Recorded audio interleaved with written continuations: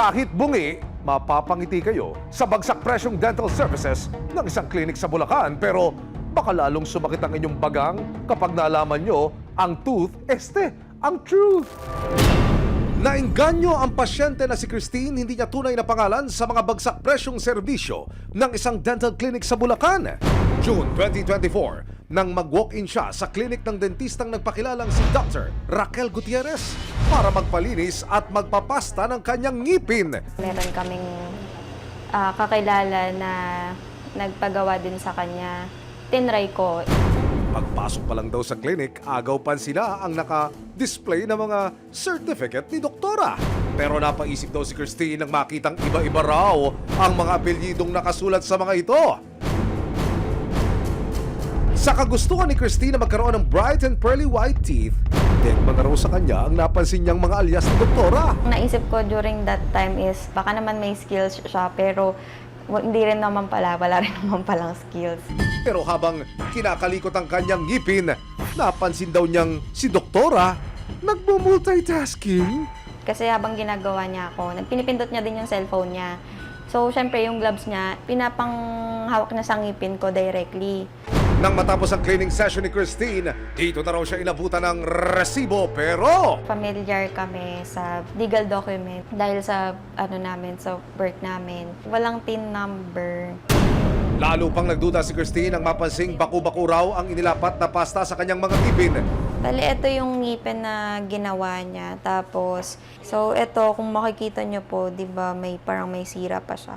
Which is dapat wala na. Dito na siya nagpasyang dumulog sa Philippine Dental Association o PDA. Nakipag-ugnayan siya sa PDA National. Tapos from PDA National, binaba sa amin sa PDA Bulacan naman chapter para mag-investigate.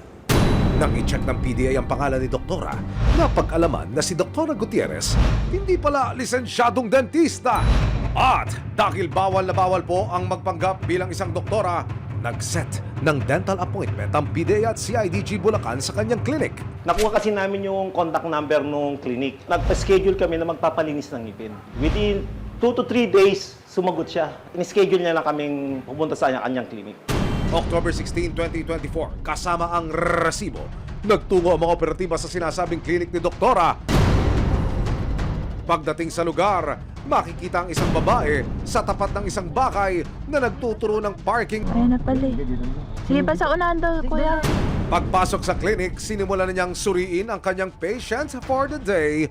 Wala siyang kalam-alam na ang nakasalang niyang pasyente, operatiba na pala ng CIDG. Kaya po ang doktor, no?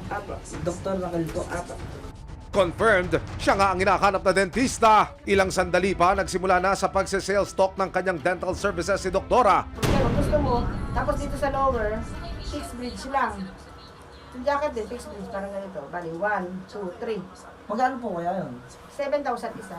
Ng fixed range? Ng isang peraso. Sa iba, 10,000 yan. Nang matapos ng subject ang cleaning, inabot na ng operatiba ang bayad na 500 pesos. Hudyat ang mga taga-CIDG para arestuhin siya. Mga pulis po kami taga-CIDG po kami. Kailangan ko lang po. Ito ay aming hinuhuli sa illegal practice of dentistry. Kami taga CIDG. Ako, dentist po ako. Si Doktora hindi na ubusan ng depensa. May lisensya po ba kayo? Ako. Ano po lisensya niyo? Ayun po. Meron na. Dok, may lisensya daw eh. Ma'am, may license po ba kayo? Ako, yung PU license. Pwede po ba makita, ma'am, yung license niya? Akuha niyo na lang, ma'am. Eh, nakasusi yung kwarto ko. Meron o wala, Doktora? Huwag kayong mag-alala. Hindi ako. Willing akong mag-ano. Kung ako, illegal talaga ako. Pwede ako. Sumama sa iyo, ikulong niyo ako. Walang problema. Tama po ba? Nakanim po siya kay... Pero si Doktora wala na yatang masabi at napaupo na lang. Okay, aminin ko. I will tell you the truth na. Ako po ay nag-board exam.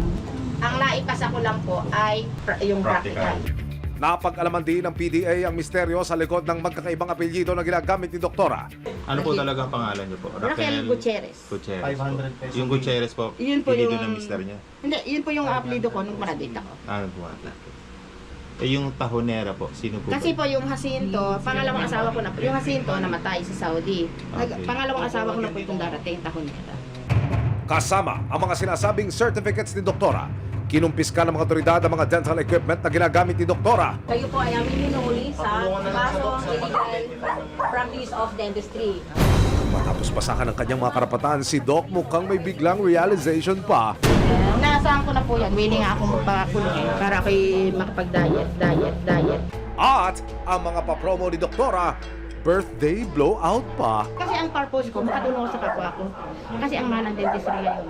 Di ba? Kaya nga, dahil hindi masabi ko may promo ko, kasi birthday ko, pasasalamat yun ni Lord sa binigay sa aking buhay.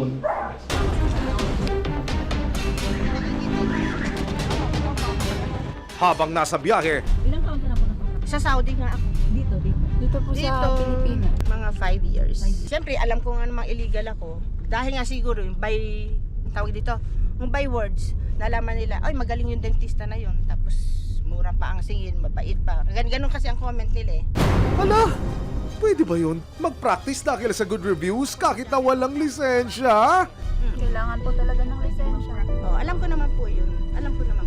Kasi, biro mo, 6 na taon ako nag-aaral. Dahil lang sa board exam na yan. Kaya nga nag-upload ako. Dahil nga hindi ako nakapasa ng... Ang hindi ko lang naipasa yung theoretical.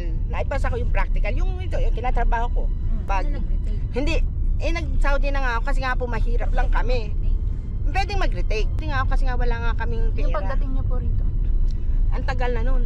Kasi tapos ang retake pa, iulitin lahat. Wala na akong maisasagot anong babagsak. At speaking of time, time's up na sa inyong pagiging lisensyadong dentista kuno. Naharap sa kasong paglabag sa Republic Act 9484 o the Philippine Dental Act of 2007. Alam niyo po ba na nakuhuli kayo? Actually, inaasahan ko na yan. Buhat nung pinasok ko yung pagmamalpractice, talagang nakahanda na yung loob ko na darating ang araw na may magsusumbong kasi nadyan yung inggit sa ating mga tao, yung crab mentality. Ayon sa kanya, isang malaking kahiyan daw sa kanyang pamilyang sinuportahan ang kanyang pag-aaral oras na malaman nilang hindi siya nakapasa ng licensure exam. Actually, sa pamilya ko, walang nakakalam kahit si Kogawad. Hindi niya alam na ako pala isang peking dentista. Pinagtapos ako nung kapatid ko. Yung kapatid ko, pumasok na katulong sa tiyahin ko para makapag-aaral kami. Hindi ako masaya kasi gusto ko talagang nagme-member ng PDA, ng ganyan. Pangarap ko yan Kaya nga lang talaga, hindi talaga sinuwerte.